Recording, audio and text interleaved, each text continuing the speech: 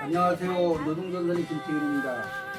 노동전선에서는 현재 전국 각 지역에 투쟁하고 계시는 여러 동지들을 모시고 영상 인터뷰를 통해서 정부의 동지들에게 투쟁하는 일들의 소식을 전달하고자 이런 프로그램을 개최하게 되었습니다.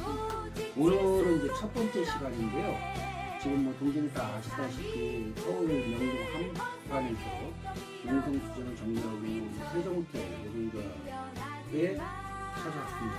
오늘 옆에 사무장님이 계신데 우선 본인 소개부터 간단하게 좀 부탁드리겠습니다. 네, 안녕하세요. 지금 세종호텔 지구 사무국장을 맡고 있는 허지입니다. 반갑습니다. 우선 뭐 간단하게 우리 세종호텔 노동조합 창립이나 좀 소개를 좀 간단하게 좀 부탁드릴게요. 창립. 언제부터?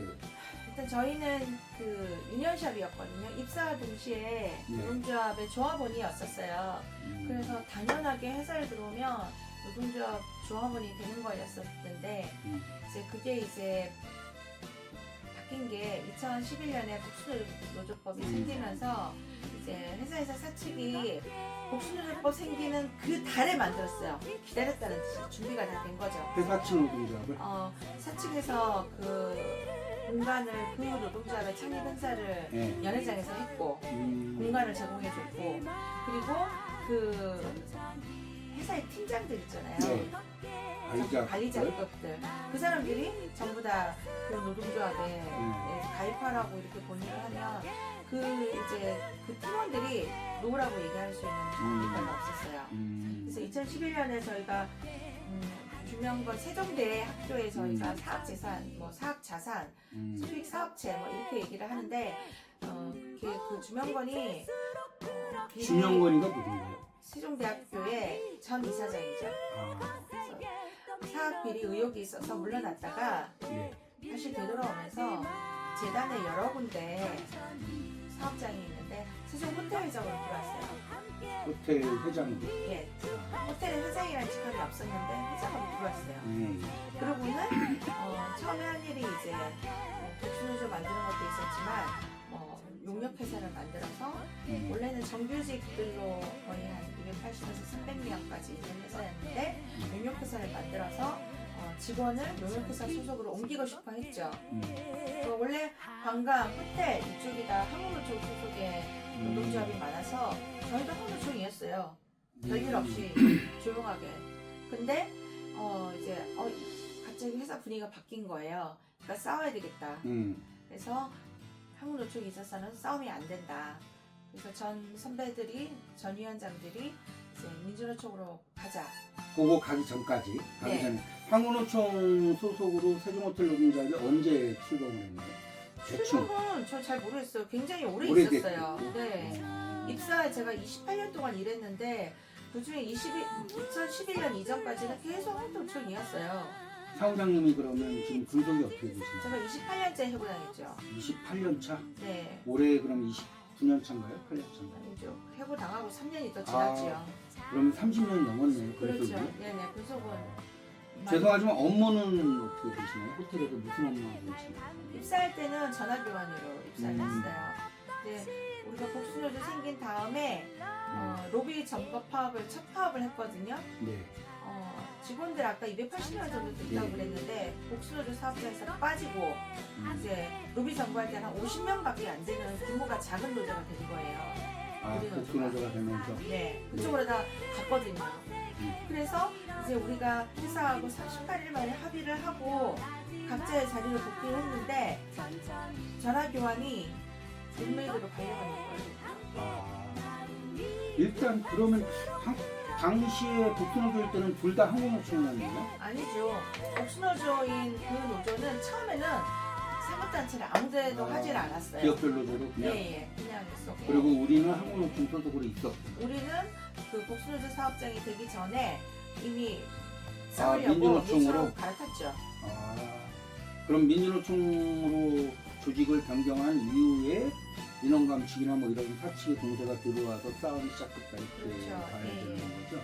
아니죠. 사측이 용역회사를 만들어서 벌써 용역회사 소속으로 가려고 할 때 저희가 싸우려고 민주노총으로 갈아탄 거죠. 그럼 실질적으로 용역회사를 많이 만들었나요? 그 당시에는 우리 노조가 파업하고 이렇게 하고 우리 노조가 인원은 작았지만 회사 안에서 목소리가 컸어요. 그래서 그 당시에 바로 회사가 뭐라고 하셨죠? 그러니까 그 용역회사가 전에도 실질적으로 용역회사는 실질적으로 작동을 하지는 못했어요. 저지를 한 거네요. 네, 저희는 용역회사를 10년을 막았다고 생각을 하거든요. 투쟁한 동안 2011년 그 당시에 용역회사 만들려고 했던 시기부터 저희가 해고된 시기가 2021년이에요. 네. 우리를 해고하기 위해서 그때 막 희망퇴직하고 부서를 없애고 부서를 폐업하고 코로나 시기에 그렇게 한 일들이 있을 때 부서를 없애고 용역회사 룸메이드 하나 드리고 그 다음에 시설팀은 완전히 전체를 용역회사로 교체하고 그래서 저희가 21년에 정리해고 되는 그 시점에 용역회사 2개가 들어왔어요. 10년은 막았다고 생각하지만 코로나 시기에 저희가 정리해고한 당시에는 용역회사 2개를 들어오는 걸 저희가 막을 수도 없었고 저희도 정리해고를 당한 거죠. 그럼 아까 말씀 중에 이제 21년도에 정리해고 당했다고 하셨는데 그 당시에 조합원은 몇 분이셨고 그 중에 몇 분이 정리해고 당한 건가요? 저희가 그 조합원이 15명에게 해고 통보를 했었는데요. 3명이 내부에 있었어요. 그러니까 네. 그 당시에는 희망퇴직을 하지 않고 남아있는 조합원이 18명이었던 셈이죠. 그런데 해고 통보를 하니까 3명은 이제 뭐 정년이 몇 개월 안 남은 사람이었고 뭐 이런 이유들이 있어서 실제로 15분 해고 통보를 받았지만 투쟁을 하겠다라고 시작한 사람이 12명이었어요.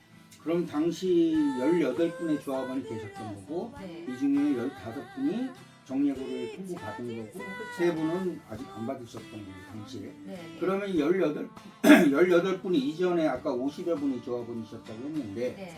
18분으로 바뀐 거는 다 희망 명예퇴직 뭐 이런 형태로 나오는 건가요? 저희가 2012년에 첫 파업했을 때 로비에서 50명 정도가 있었지만 그 이후에 복수노조가 이제 생긴 회사하고 그쪽이 계속 합의를 하면서 호봉제를 성과 연봉제로 바꾼 거예요. 호봉제를? 네. 그리고 그거를 바꿀 때 그 사측노조가 찬반 투표도 없이 밀실 합의해서 4명이 사인한 걸로 통과시켜버렸어요. 그래서 갑자기 우리는 호봉제 해마다 올라가는 호봉제인데 연봉제로 바뀌고 또 하나 추가 조항이 있는 거예요. 임금 삭감 조항이 있는데 회사가 원하는 경우에는 1년에 30%까지 삭감할 수 있는 조항이 있었어요. 실제로 1년에 30%까지 삭감 당하시는 분이 있었어요. 올해, 내년 이렇게 2년. 그러면 거의 50% 삭감이 되거든요. 그럼 버틸 수 있는 사람이 없어요. 그럼 조금 정리해보면 외주 하청을 맨 처음에 시작하려고 했다가 노조의 저지로 되지는 못했고 복수노조를 만들어서 회사 측 노동조합과 임금체계 관련돼서 호봉제에서 이제 연봉제 개념으로 성과급제 개념으로 이제 전환되는 합의를 한 거네요. 그래서 이제 임금 삭감을 본보기로 우리 노조 사람들한테 30%씩 삭감을 하고 주임금상 그 다음에 사원은 10% 이상 삭감할 수 있는 또 우리 노조 사람들 10%씩 삭감하고 그럼 회사 입장 직원들 보기에는 복수노조인 그 회사 조합원은 삭감을 덜 당하고 그리고 그 중에 한 명은 또 올려줘요. 그 중에 한 명은 올려줘요. 그러고는 그 사람들은 누군가를 올려줬다고 해요. 전체 임금은 동결, 한 명 올려주고 나머지 세종노조는 다 삭감. 그러니까 삭감된 금액을 갖고 한 사람한테 올려준 거네요. 그럴 수도 있죠. 전체 총액 임금은 늘어난 게 아니니까. 그렇게 볼 수도 그게 있죠. 몇 년도? 그러니까 그게 여러 해에 걸쳐서 계속 누적되고 정리해고제는 그러면 정확하게 언제? 코로나 시기에 21년도에? 네. 사유가 뭔가요? 정리해고제 하려면 어쨌든 노동부에다가 경영상 위기라든지 이런 사유를 얘기해야 되는데 쟤네들이 말하는 사유. 코로나가 와서 관광객이 끊겨서 우리가 더 이상 이제 호텔을 운영할 수 없게 됐다. 그 경영상의 위기라고 얘기를 하는 거죠. 그걸 노동부가 그대로 다 100% 받아들인 거고. 그 진호위가 그대로 인정을 했죠. 그래서 그러면 해고된 날짜가 정확하게 어떻게 돼요? 21년 12월 10일. 21년. 코로나가 20년 12월 달에, 아니 2월 달에 있었으니까 21년도. 한 10개월 만에 해고를 당한 거네. 그 당시 분위기는 이제 약간 코로나가 사회적 거리두기가 약간 이제 느슨해지기 시작해서 네. 다른 호텔은 업장을 다시 열기 시작하고 그런 분위기가 있었어요. 그래서 저희가 이제 원래는 저도 객실이고 호텔은 객실팀이 있고 식음료팀이 있거든요. 네. 우리는 해고되기 전에 8월에 식음료팀을 폐업한 거예요. 근데 이전에 객실에 있는 사람을 노동조합 사람들 식음료로 다 몰아요. 다 이렇게 가두리 양식장으로 몰아서 우리 노조 사람들이 식음료에 다 이렇게 모아놓고 이제부터 우리는 식당 영업을 할 수가 없다. 코로나 때문에. 네. 그리고 식음료를 폐업한 거예요. 그리고 이제 우리는 회사는 식음료를 폐업했기 때문에 이 사람들이 정리해고 대상자가 된다. 이렇게 얘기를 하는 거죠. 그분이 15. 일단 뭐 회사에서는 전체 대상자 중에 저희가 뭐 여러 가지 뭐 조건에 맞지 않았다라고 얘기를 하는 거죠. 그럼 21년도 12월 달에 정리해고가 실시된 이후에 노동조합에서 어떻게 하시나요? 그 전에 일단 저희가 회사하고 교섭을 하면서 그전에는 한 번도 교섭을 저희가 소수노조가 되었기 때문에 50여 명에서 10명 이내로 작게 줄어든 노조였거든요. 우리 노조가 소수노조였는데 교섭을 요구해도 안 받아주다가 그해 갑자기 교섭을 받겠다고 하는 거예요. 그래서 정부에 고용유지 지원금도 신청하자. 그리고 고용유지 지원금 중에서 사측이 부담해야 되는 작은 10%가 있는데 노조가 떠안겠다. 뭐 그런 거라든지 그 이제 회사가 갑자기 교섭을 받아준 테이블에서 여러 가지 제안을 했죠. 회사의 호텔에 그 부동산 뭐 한 1,800원인가 1,700원인가는 당진에 있는 부동산이 있었어요. 호텔 소유. 그거를 내보내는 건 어떠냐. 아니면 호텔에 자회사가 있어요. 그 자회사가 1년 수익이 거의 또 한 2천억이 되더라고요. 호텔 수익은 100억이 안 돼요. 작은 회사예요. 호텔은 80억 정도. 세종호텔의 자회사는 우리 호텔이 돈을 들여서 지분이 지금 76%까지 물려가 있는데 오늘 당장 배당을 요구해도 30억을 받을 수가 있대요. 근데 해고시킨 사람 연봉을 다 합쳐도 임금이 너무 작기 때문에 4억이 안 되는 거예요. 그 배당금 4억만 요청을 해도 자회사에서 우리가 받으면 당분간의 위기를 극복할 수 있다라든지 고용유지 지원금 정부에서 받을 수 있다라든지 여러 가지 제안을 했는데 회사가 안 받았죠. 그래서 정리해고를 이제 당하신 거고. 그러고 나서 정리해고 당하자마자 노동조합은 어떻게 하신 거예요? 15분, 그 다음에 3분은 그 당시에 18분이 노동조합 차원이셨는데 노동조합 차원에서는 어떻게 돼요? 그 한 달 전에 해고 통보 예고서를 문자로 다 받아요. 그래서 이제 다 같이 파업을 결의하고 그 당시는 해고 당시는 아니니까 파업을 결의해서 그 해고되기 전에 12월 2일 날에 일주일 전에 다시 파업을 하고 로비 점거로 들어갔죠. 그러면 로비 점거 파업 중에 정리해고 통지를 그렇죠. 받은 상태. 네네. 그런 순서가 됐죠. 그리고 나서는 호텔 로비 점거를 계속 하다가 나중에는 회사가 가처분 몇 개를 걸었어요. 이제 뭐 호텔의 커피숍이 식음료를 폐업했기 때문에 영업을 안 하는 그렇죠. 건데도 그 앞에 저희가 이제 뭐 깔판 깔고 로비 점거를 하고 있었는데 뭐 객실을 올라가는데 저희가 전혀 불편함도 없었지만 직장 폐쇄를 신청했는데 가처분의 직장 폐쇄가 공간의 폐쇄뿐만 아니라 사람에 대한 그 직장 폐쇄도 용인이 되더라고요. 그래서 저희 한 명 한 명 회사에 출입하면 1매당 100만 원의 가처분이 있죠. 그리고 가처분이 있기 때문에 저희가 로비를 점거한 거가 유지할 수가 없었어요. 거기서 돈으로 저희가 감당이 안 돼서 이래갖고는 그 재판 가보기도 전에 돈이 너무 많이 쌓이니까 저희가 그런 압력을 호텔 앞에다가 농성을 하기 시작했죠. 가처분이라는 건 이제 손해배상 가처분. 가처분은 직장 폐쇄, 영업방해 뭐 그런 거였어요. 예. 손해배상은 아니었어요. 손해배상.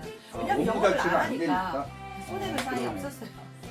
손해배상. 그래서 그러면 사업장 바깥으로 나가서 호텔 정문에서 정문에서 농성을 시작하고 그리고 나서는 좀 어땠나요? 운동하면서 사측과 교섭이나 이런 게 좀 있었나요?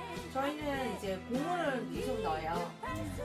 코로나가 이제 23년 6월인가 윤석열이가 완전히 뭐 코로나 해제는 아니어도 일상을 회복한다라는 그런 단계가 있었어요. 23년 6월에. 그래서 그런 식으로 이제 완전히 일상으로 돌아왔으니 업장도 정상 영업하고 여기 요리사들이나 다 서빙하는 그런 식료 직원들 충분히 우리가 그 코로나 이전에 했던 커피숍이라든지 연회장이라든지 운영이 가능하니 정상 영업하자. 그리고 복직을 논의하자라고 했는데 답변은 똑같았어요. 희망퇴직의 개월수를 논의할 수는 있지만 복직은 논의하지 않는다. 복직을 전제로 한 만남은 없다. 희망퇴직이라는 건 대상자를 갖다가 현재 15분의 정리를 보자? 아니요, 희망퇴직은 회사가 1년 내내 했어요. 91년. 처음부터 정리해고를 몇 명 하겠다라는 그런 계획이 없었어요. 희망퇴직을 계속 했는데 하고 자기가 원하는 숫자의 인원이 안 채워지니까 이제 정리해고. 마지막에 정리해고. 그럼 정리해고 이후에는 희망퇴직 말이라는 건 회사들 똑들어는 거네. 희망퇴직은 언제든지 자기네 찾아오래요. 아니 그러니까 그 찾아오라는 게 지금 해고된 정리해고된 분들도 희망퇴직 할 수 있다 이런 거군요. 그러니까 그 전에 했던 그 20년 이상의 사람들한테는 6개월치 월급을 20년 이하는 6개월, 20년 이상 근속자는 8개월이었거든요. 네. 그거가 언제든지 있다. 그대로 유지되니까 그 개월 수를 논의하는 거는 가능하다. 정리해고자들도 거기에 포함되고. 네. 공문에는 계속 그래요. 희망퇴직을 논의할 거면 보고 복직을 논의할 거면 만날 이유가 없다. 이런 식의 답변이 오죠. 우리 지금 여기 길 위에 우리 호텔 앞에 지부장님 보험농성을 하고 계신데 언제부터 시작을 한 건가요? 2월 13일, 오늘이 22일차입니다. 22일차. 그전에는 계속 호텔 앞에서 농성을 했던 거예요. 네네. 노숙농성 되죠? 네, 노숙농성이죠. 그럼 노숙농성은 지금 오늘까지는 며칠 차 정도 되는 건가요?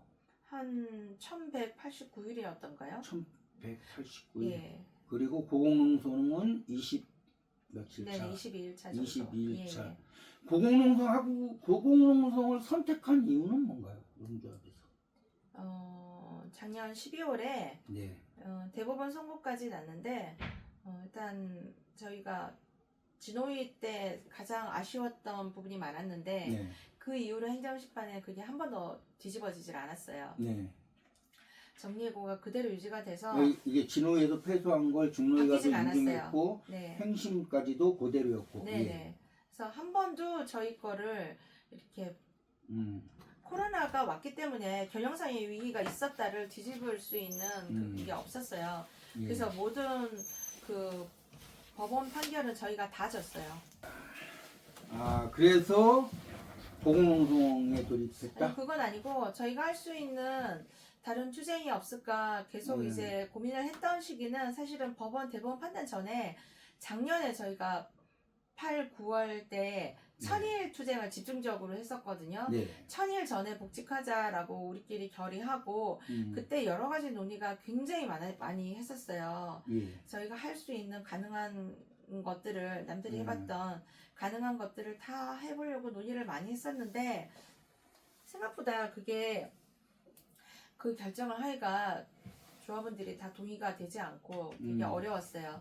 그렇게 하다가 12월 3일 날 내란이 딱 터진 거예요. 예. 그때 딱 터지고 이제 저희가 그날 이후로 생각했던 건 포고령에 내려왔잖아요. 예. 집회 시위 금지. 예.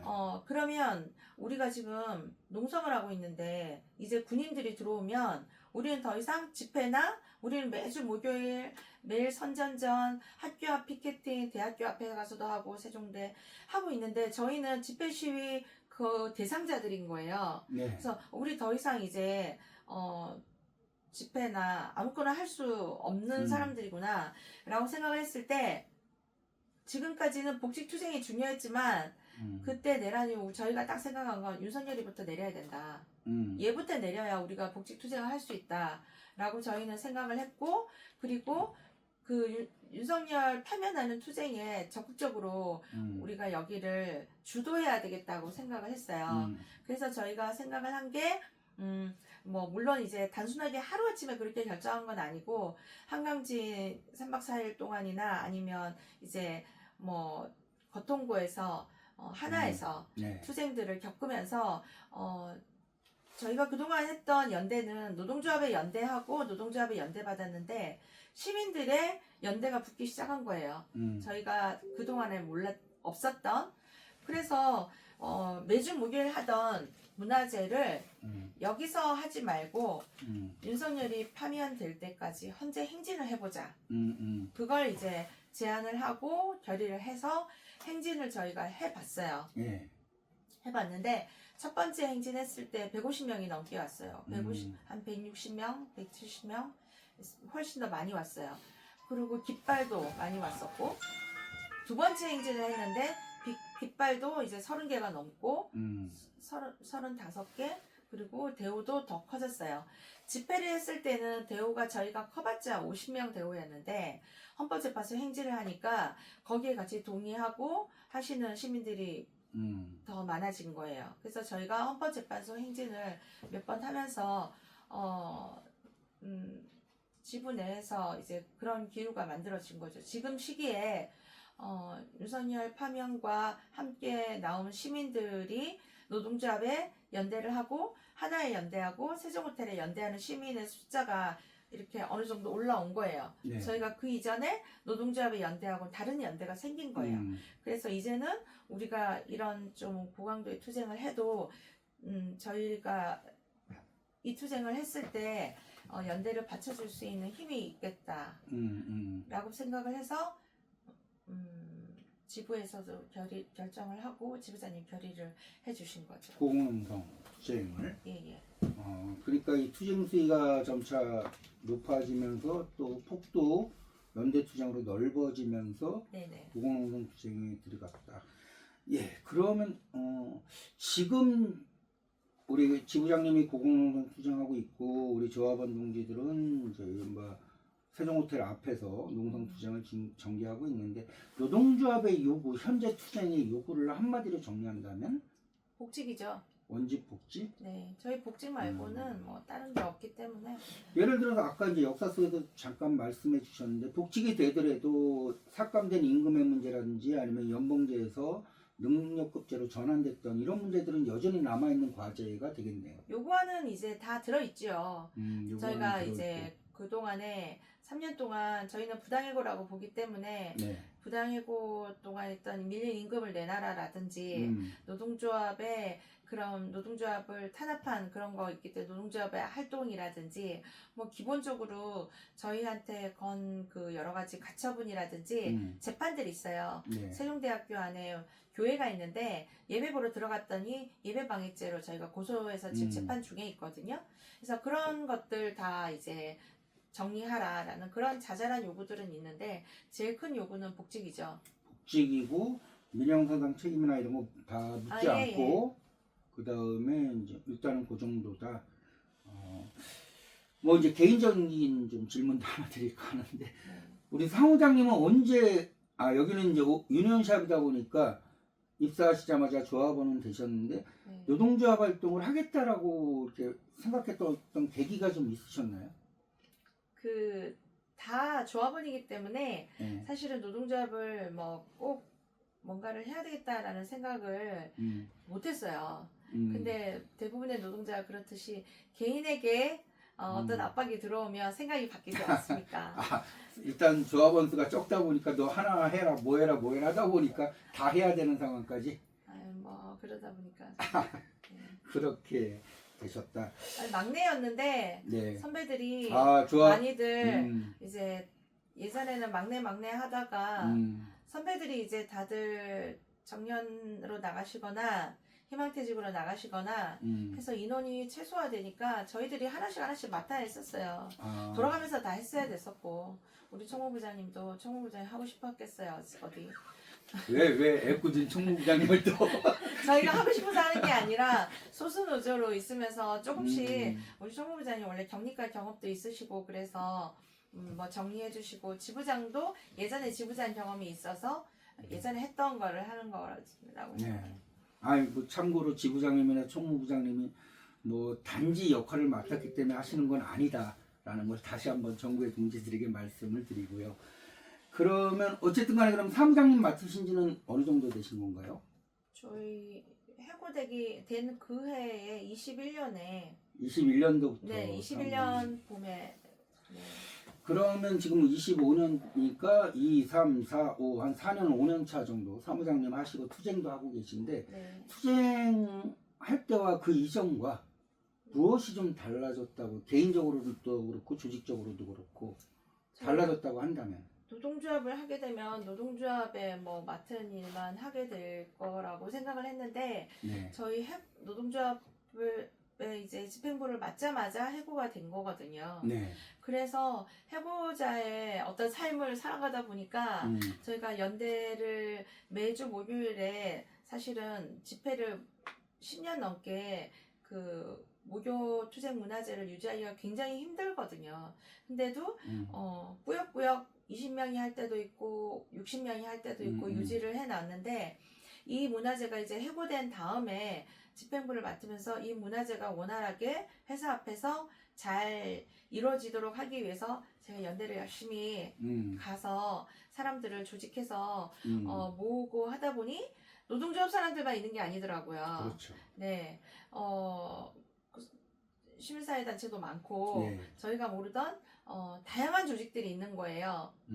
그래서 평소에 제가 회사 다니면서는 결코 만날 일이 없던 정말 다양한 분들을 만나는 것 같아요. 더더군다나 내란 이후로는 우리가 전장년에도 가고 동덕여대 투쟁에도 가거든요.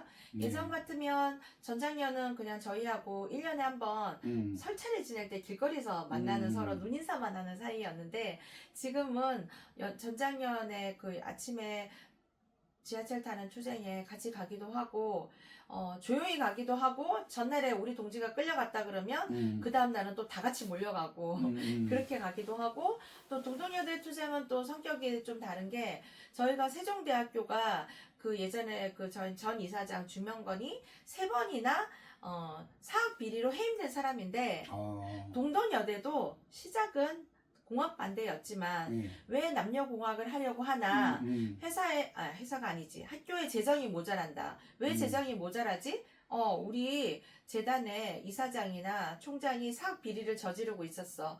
그렇게 해서 지금은 사학 비리를 묻고 있거든요. 그러다 보니까 동덕여대 투쟁을 보게 되니까 집회 가서 저희가 연대를 가서 보니 거기도 3대 세습이에요. 우리하고 똑같더라고요. 똑같은 놈들이네. 네, 거기도 해임되고 되돌아오고 해임되고 되돌아오고 2번이나 해임됐는데 3번 돌아왔더라고요. 아이고. 그리고 거기도 3대 세습이에요. 세종대 사학 비리하고 너무나 유사한 거예요. 그래서 지금은 동덕여대 그 재학생 연합하고도 서로 집회 물품도 나누고 이렇게 노동조합의 그런 활동뿐만 아니라 이렇게 내란 이후에는 전장년 투쟁과 동덕여대 투쟁도 우리 모두의 투쟁이 됐기 때문에 조금 더 그 노동조합의 연대 폭이 많이 넓어지고 저희가 가야 하는 활동들도 다 다양해지고 저희에게 연대에 오는 연대 단위도 더 다양해졌죠. 개인적으로 어쨌든 사무장님 활동하시면서 또 노동자들이 투쟁을 하시면서 일단은 좀 다양한 전국에 있는 투쟁하는 노동자, 민중들을 이제 만나게 됐고 그 과정 속에서 개인도 뿌듯한 이런 것도 좀 있다라는 식으로 이해하면 될 것 같습니다. 반대적으로 투쟁하면서 사무장하면서 어려웠던 점이 있었다면? 그건 이제 내부 문제죠. 조합원들한테 실망할 때. 조합원들한테 실망할 때 우리가 가장 큰 실망이 언제였나요? 조합원들이 떠나갈 때죠. 투쟁 현장에서 떠나갈 때? 12명이 우리가 복직을 하기 위해서 투쟁하자라고 결의를 해서 농성을 시작했는데 이번에 저희가 지금 복직을 요구하는 사람이 6명이거든요. 그럼 6분이 떠나신 거네요? 그렇죠. 그러니까 한 사람 한 사람 떠날 때마다 정말 뼈 아프죠. 우리가 같이 조금만 더 견뎌줬으면 좋겠는데 이번 투쟁은 왠지 반드시 복직을 할 수 있을 것만 같은데 나왔던 사람들 같이 갔으면 같이 들어와서 같이 정말 정년을 맞는 아름다운 결말이었으면 좋겠는데 각자의 어려움으로 떠나갈 때마다 너무너무 실망되고 아쉬운 거죠. 같이 결의했던 사람들이 이렇게 마지막을 같이 하면 얼마나 좋았을까라는 그런 생각이 제일 아쉬운 부분입니다. 떠나가신 조합원 동지들이 가장 떠날 수밖에 없었던 이유가 있었다면 뭐라고 생각하시나요? 다 생계고 가정이죠. 생계와 가정. 네. 바로 이어서 질문을 좀 드리면 지금 해고자들이. 투쟁하신 6분의 동지들 혹은 떠나기 전에 함께했던 동지들, 그러니까 정리해고 이후부터는 어쨌든 급여가 임금이 안 나왔을 텐데 어떻게 해결하고 있나요? 저희 이제 후원주점 되게 유명하잖아요. 네.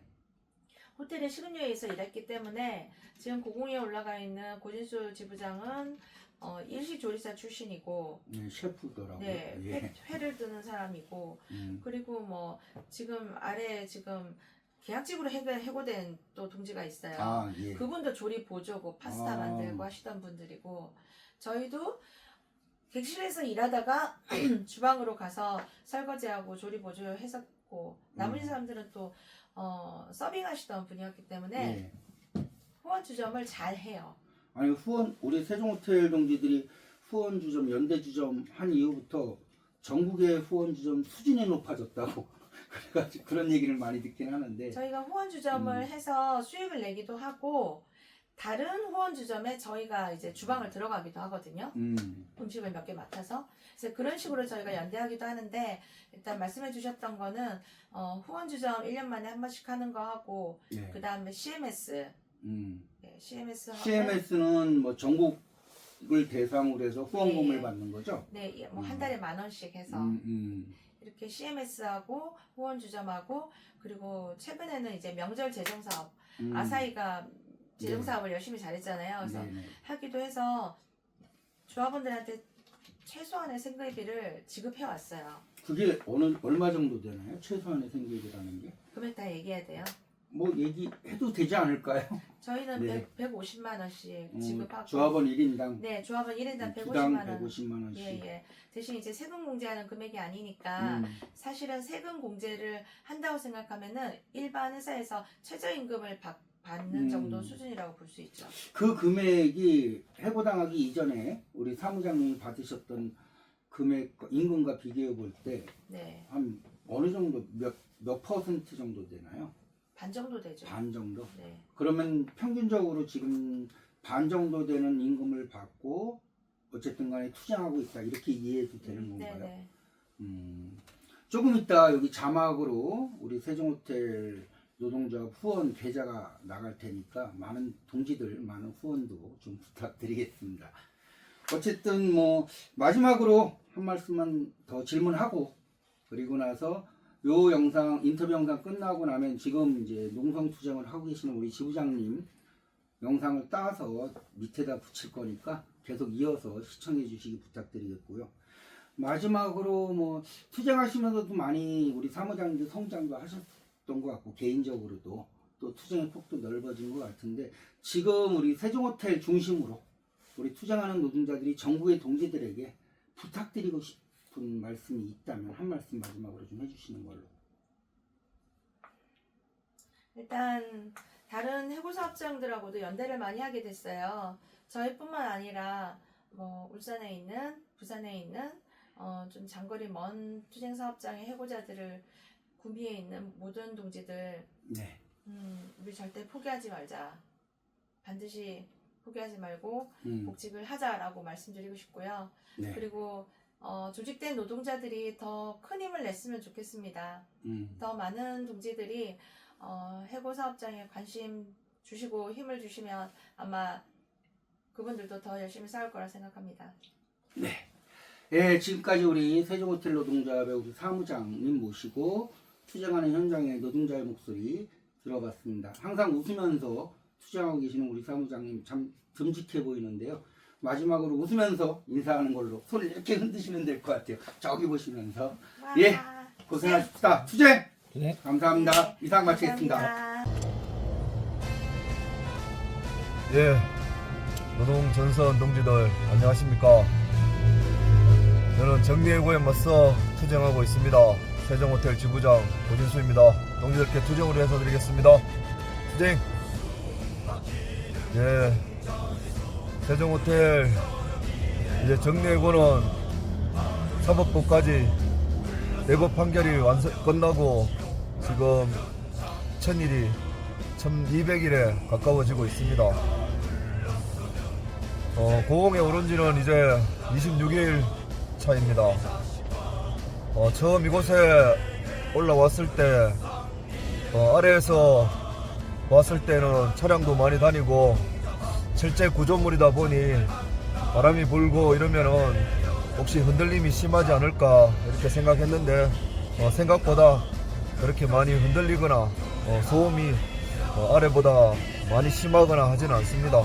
그래서 잠을 잘 때나 평상시 생활할 때 아래에 농성장에 있는 것과 크게 차이는 없습니다. 단지 옆에 공간이 한 90cm 정도 되는데 그곳에 옆에 스티로폼을 대고 물건을 좀 놓고 하다 보니까 더 좁아져서 이동을 하는 데에는 위에 이런 철제 구조물도 이렇게 있고 해서 거의 기다시피 이렇게 이동을 해야 되고 양쪽 끝에는 서 있을 수 있습니다. 그렇게 서서 스쿼트 앉았다 섰다 이렇게 운동도 하고 기본적으로는 이렇게 기어 다니다 보니까 운동도 좀 되고 그리고 아침이나 저녁에 선전전 할 때 북을 치면서 1시간씩 북을 치니까 나름 그런 방식으로 운동은 대체하고 있습니다. 식사는 아침 저녁으로 그냥 2번 이렇게 하고 있고 점심에는 뭐 간식 같은 걸로 이렇게 때우고 있습니다. 건강 상태는 괜찮습니다. 초기에 올라와서 한 일주일 이상 좀 추웠는데 그럴 때는 그냥 핫팩하고 그냥 따뜻하게 그냥 둘둘 감아서 그렇게 그냥 한 일주일 보내고 나니까 이제 봄 기온이 낮에는 따뜻하고 그래도 아직까지 아침 저녁으로는 일교차가 있어서 오히려 이때 좀 감기나 이런 거를 더 조심해야 될 것 같다라는 생각이 듭니다. 세종호텔 투자인 동기들 뭐 웬만큼 다들 아실 거라 생각합니다. 2011년 복수노조 시행과 동시에 노종조합 탄압에 본격적으로 시동이 걸렸고 세종대학교라는 사학재단이 운영하는 수익사업체인데도 불구하고 여전히 사학재단의 그 설립자의 자녀들이 모든 것들을 다 관장하고 있습니다. 주명건이라는 자는 세종대학교에서도 사학 비리로 벌써 3차례나 이사장과 이사에서 그렇게 해임된 바 있는데도 여전히 뒤에서 막후에서 모든 것을 조정하고 있고 작년에는 자신이 해임된 걸 법적인 판결을 다시 이기는 걸로 판결을 받아내고 자기 자식인 주대성을 세종대학교 재단 이사로 이제 꽂으면서 3대 세습을 이어가고 있습니다. 세종호텔도 해고 이후에 2023년도 바로 흑자를 기록했습니다. 이 흑자는 구조조정으로 인하여 인원을 감축해서 생긴 흑자가 아니라 당연히 흑자가 생길 거라고 저희들이 얘기를 예상을 했었습니다. 호텔 산업이 어찌됐든 객실 산업이 좀 위주로 되고 있습니다. 지금 사업은 인건비를 충분히 소속된 직원들이 인건비는 충분히 세이브할 수 있는 정도의 그걸 할 수 있는 과정이었는데도 시금사업에서는 수익을 발생시킬 수 없었다라고 얘네들은 그렇게 주장을 하지만 실제로는 수십 년 동안 호텔에서는 시금사업 그리고 웨딩이라든지 이런 행사 그리고 기본적인 연말 그리고 봄, 가을 시즌 이런 것들을 통해서 크게 수익은 나지 않았지만 충분히 수익 내면서 인건비를 세이브할 수 있는 그런 구조였습니다. 그리고 주 수입은 객실 수입으로 이익을 많이 본 것도 사실인 구조입니다.